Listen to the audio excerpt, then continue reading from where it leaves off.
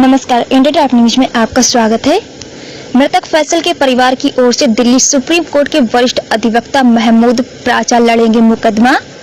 बांगरमऊ फैसल हत्याकांड में फैसल के परिवार की ओर से दिल्ली सुप्रीम कोर्ट के वरिष्ठ अधिवक्ता महमूद प्राचा लड़ेंगे मुकदमा। आज महमूद प्राचा जी और डॉक्टर जगदीश प्रसाद पूर्व महानिदेशक केंद्रीय स्वास्थ्य सेवाएं ने पुलिस की पिटाई से मृतक फैसल के परिवार से मुलाकात की और घटना स्थल का निरीक्षण किया। इसके बाद उन्होंने प्रेस वार्ता भी की। प्रेस वार्ता में उन्होंने बताया कि उस समय थाने में मौजूद सभी अधिकारी व पुलिस वाले भी 120 बी के अंतर्गत दोषी हैं तथा इन पर भी 120 बी के तहत मुकदमा दर्ज होना चाहिए।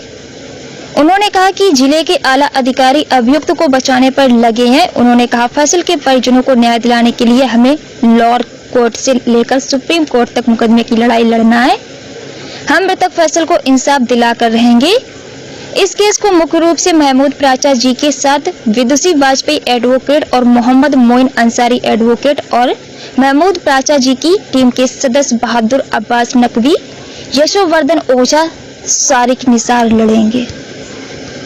अभी पहले भी निवेदन किया आप सब लोगों के माध्यम से, पूरी देश की जनता से भी और सरकारी अधिकारियों से भी और मुख्यमंत्री से भी और गवर्नर साहब से के माननीय उच्चतम न्यायालय के और NHRC के जो गाइडलाइंस हैं कस्टोडियल डेथ, और ये कस्टोडियल डेथ नहीं, कस्टोडियल मर्डर, तो उसके गाइडलाइंस जो है इस केस में अभी हम परिवार से मिलकर आ रहे हैं, पूरी तरीके से उनको फ्लाउट किया गया, उनका उल्लंघन किया गया। उस प्रकार से अगर देखा जाए तो बहुत सारे सीनियर ऑफिसर भी अपराध किया है कानूनी तौर पे सुप्रीम कोर्ट की जजमेंट्स की नज़र में और NHRC की यानी कि राष्ट्रीय मानव अधिकार की जो गाइडलाइंस है, जो निर्देशन जारी किए हैं, जो उन्होंने अपनी गाइडलाइंस जारी की है, उसके हिसाब से ये अपराध है। तो हम यही कहने आए हैं कि अब हम लोग दिल्ली से चल के इसलिए आए कि इस केस को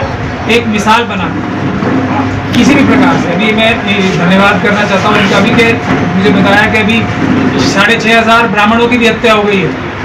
तो ये भी किस मानसिकता से हुई है सोचनी चाहिए। ये भी जो सत्ता में बैठे हैं उनकी शायद कहीं ना कहीं कास्टिस्ट मानसिकता है, उस वजह से उन्होंने की। लेकिन ये कास्टिस्ट मानसिकता जो है वो उसका सबसे ज़्यादा जो नुकसान उठाती है वो वीकर सेक्शन, जो कमज़ोर तबके हैं, शेड्यूल कास्ट, शेड्यूल ट्राइब्स और माइनॉरिटीज़, ये उठाती है। तो क्या इस मामले इसीलिए ये करने आए हैं कि इस केस में हम इस केस को मिसाल बनाएं, ना सिर्फ उन अधिकारियों के लिए जिन्होंने चाहे तो उगाही करने के लिए जिसकी वजह से हत्या की है, या उन अधिकारियों के लिए ज़्यादा जो उनके सुपरवाइजरी पावर्स रखते हैं, जो उनके सुपीरियर ऑफिसर्स हैं, कि उन्होंने क्यों इस प्रकार का माहौल नहीं बनाया कि ऐसी घटना ना हो, एक बार। दूसरा, उस घटना के होने के बाद क्यों सबूत मिटाने की कोशिश की जा रही है, क्यों उन लोगों के खिलाफ पूरी कानूनी कार्रवाई नहीं की जा रही जो इस घटना में संलिप्त हैं। और उसमें पूरे थाने के सब अधिकारी आते हैं और वो अधिकारी भी आते हैं जिन्होंने टीवी के माध्यम, सोशल मीडिया के माध्यम से उनको क्लीन चिट देने की कोशिश की। तो ये सभी अपराधी हैं 120 धारा में। तो हम ये चाहते हैं कि इस केस को एक मिसाल बनाया जाए ताकि किसी भी व्यक्ति को, चाहे वो किसी भी समाज के वर्ग से आता हो, पुलिस ऐसी हिम्मत ना करे कि उसको उंगली भी लगा सके, क्योंकि भारत का संविधान और कानून जान से अभी हम चाहते हैं कि पूरी बातें ना बताएं, क्योंकि हम रिकॉर्ड पे ले आए सारी चीज़ें जब बताई जाए। लेकिन जो नज़र आ रहा है, अगर उच्च अधिकारी जो भी था, सिर्फ SHO ही नहीं, कोई भी उच्च अधिकारी जिसके नॉलेज में ये बात आई, अगर उसने पूरी तरीके से कानूनी कार्रवाई नहीं की तो वो सबूत मिटाने का दोषी है और वो भारतीय दंड संहिता, जैसा मैं बार बार कह रहा हूँ, कॉन्स्पिरेसी यानी कि आपराधिक षड्यंत्र का भी 302 के मुकदमे में अपराधी है, उसके खिलाफ हम कानूनी कार्रवाई